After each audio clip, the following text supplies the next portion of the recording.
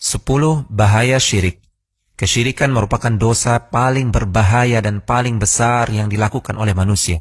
Untuk mengetahuinya lebih lanjut, berikut adalah 10 ulasan ringkas mengenai bahaya syirik. Pertama, syirik menimbulkan rasa khawatir dan hilangnya rasa aman di dunia dan akhirat. Sebagaimana firman Allah Subhanahu wa Ta'ala yang artinya, orang-orang yang beriman dan tidak mencampur adukan keimanan mereka dengan kezaliman, yaitu kesyirikan, mereka itulah yang akan mendapatkan keamanan dan mereka itulah orang-orang yang mendapatkan petunjuk.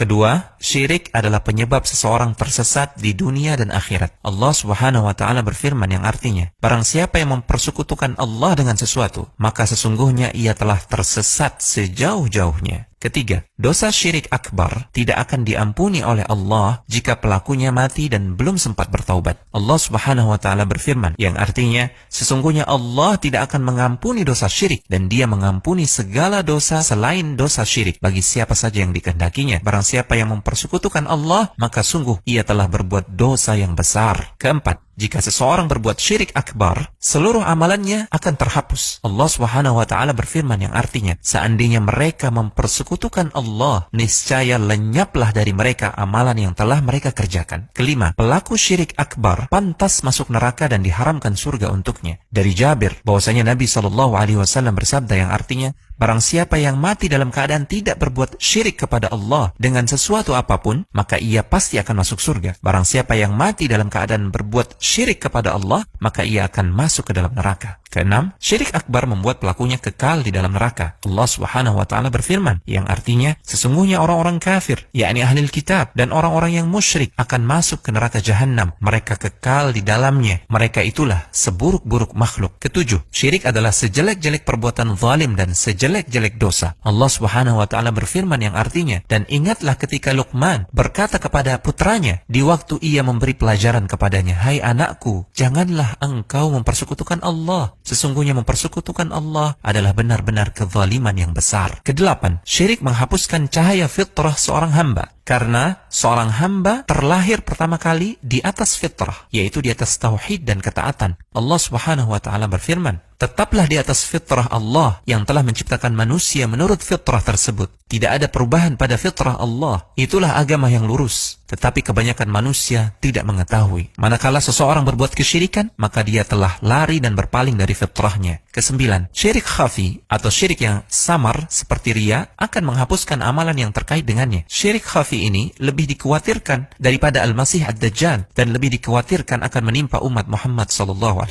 Rasulullah SAW bersabda yang artinya, maukah kamu kuberitahu tentang sesuatu yang menurutku lebih aku khawatirkan terhadap kalian daripada fitnah Al-Masih Ad-Dajjal? Para sahabat berkata, tentu saja. Beliau bersabda, syirik khafi, yaitu syirik yang tersembunyi. Manakala seseorang berdiri mengerjakan sholat, dia perbagus sholatnya, dia perindah sholatnya karena mengetahui ada orang lain yang memperhatikannya. Kesepuluh, Allah dan Rasulnya berlepas diri dari orang-orang yang berbuat syirik. Allah Subhanahu wa Ta'ala berfirman yang artinya, dan inilah permakluman dari Allah dan Rasulnya kepada umat manusia pada hari Haji Akbar, bahwa sesungguhnya Allah dan Rasulnya berlepas diri dari orang-orang musyrikin. Al-Hujjah.com